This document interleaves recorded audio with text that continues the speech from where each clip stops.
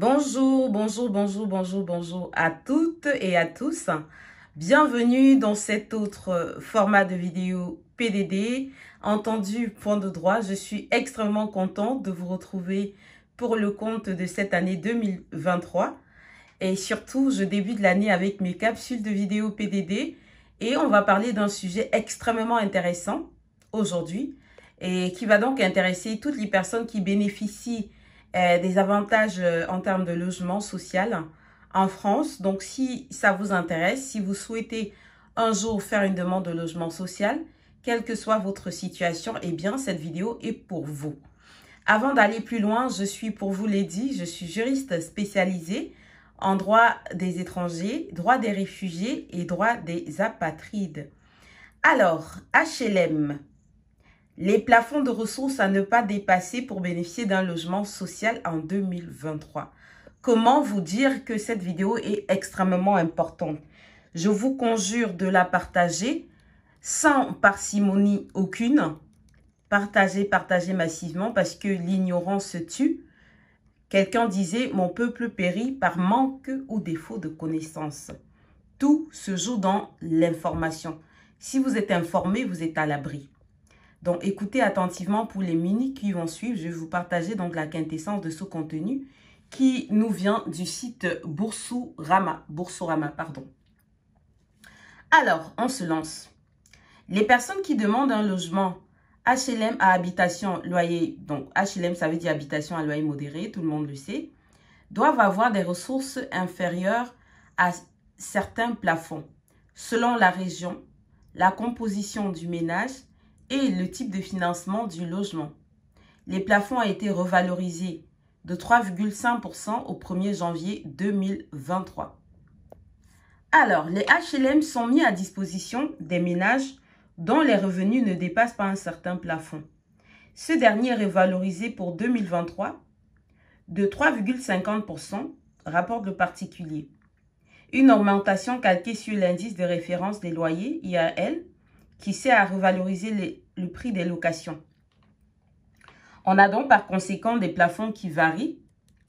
Pour obtenir un logement HLM en 2023, écoutez très bien, le ménage doit fournir ses ressources au titre de l'année N-2, c'est-à-dire, les amis, c'est-à-dire l'année passée et l'année surpassée. Donc, les revenus au titre de l'année surpassée. Exception faite si les revenus de 2022 ont baissé d'au moins 10% par rapport à 2021. Auquel cas, ce sont les revenus N-1 qui seront pris en compte. Les ressources sont celles des couples mariés, mais cela concerne aussi les conjoints, les concubins et les partenaires pacsés. Les plafonds varient selon la catégorie du ménage, le lieu, le type de financement des logements.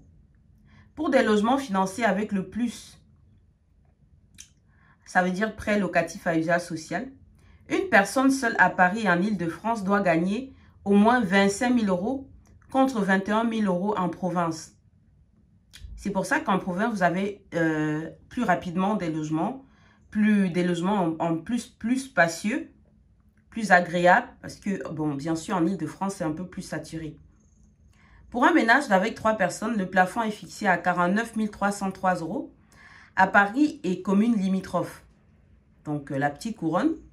45 210 euros ailleurs en Île-de-France et 35 135 euros dans le reste du pays. Quand on parle de ce montant-là, ça veut dire que c'est la somme de votre salaire brut sur les 12 derniers mois. C'est pour ça que vous voyez 25 000. Ça ne veut pas dire que vous allez gagner 25 000 au mois. On est d'accord. Sinon, on va attendre longtemps. En tout cas, pour ce qui me concerne.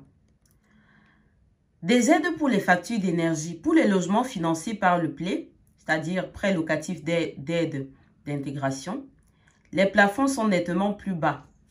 Ainsi, pour une personne seule, le plafond est fixé à 13 845 euros en Île-de-France et à Paris, 12 032 euros dans les autres régions. Pour un ménage de 4 personnes, le plafond atteint 32 380 euros à Paris et communes limitrophes, 29 784 euros ailleurs en Île-de-France, 23 457 euros dans le reste du pays. Là, on parle du plafond pour bénéficier des aides en termes d'électricité. Là, on n'est plus sur le logement. En cette période de crise énergétique, les ménages habitant dans les logements sociaux peuvent obtenir des aides financières qui peuvent aller jusqu'à 600 € pour payer leurs factures d'énergie. Il faut pour cela que les charges aient augmenté de plus de 100 € par mois ou être concerné par une régularisation des charges supérieures à 1 000 € sur les 12 derniers mois, avec pour conséquence un reste à vivre inférieur à 15 € par personne et par jour.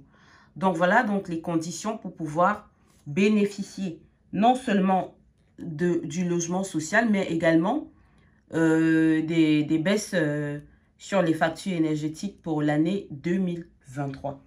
J'espère vivement que cette vidéo vous aura été utile, surtout la partie sur les plafonds. Faites une capture d'écran, comme ça vous gardez dans votre téléphone. J'essaie de stabiliser pour vous. Hein. Voilà, faites une capture d'écran. Ça, c'est très important, c'est la base. C'est la base, les amis. Donc, c'est en fonction de ça que vous verrez si vous pourriez avoir rapidement un logement ou pas. Sur ce, je vous prie de bien vouloir liker la vidéo si ça vous a paru intéressante. Aussi, n'oubliez pas de vous abonner, surtout d'activer la cloche de notification. Je vous dis à très vite pour une prochaine vidéo PDD, point de droit ou PDA, point d'actualité. Je suis pour vous Lady et je vous prie de garder la positive attitude en tout temps et en tout lieu. Au revoir.